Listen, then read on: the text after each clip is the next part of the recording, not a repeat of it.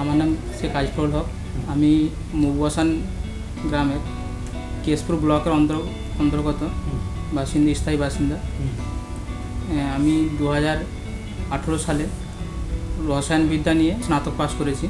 তারপরে আমি WBCS এর জন্য প্রিপারেশন শুরু করেছি স্যার। আমাদের এই যে সংবিধান, এই সংবিধানের সমস্ত ধারাগুলো কি যখন তখন পরিবর্তন করে দেওয়া যায়? না স্যার, যখন তখন এর জন্য স্যার পার্লামেন্টের অনুমোদন লাগে। একটা আইন ধরো পাস হবে, একদম প্রথমে কি করা হয়? সবার প্রথমে হচ্ছে কোনো একটা বিলকে আনতে গেলে কোনো মিনিস্টার দ্বারা বিলটাকে উত্থাপন করতে হয় রাজ্যসভা বা লোকসভাতে। সেটা রাজ্যসভাতে মেজরিটি পাস করতে হবে এবং লোকসভাতে মেজরিটিতে পাস করতে হবে।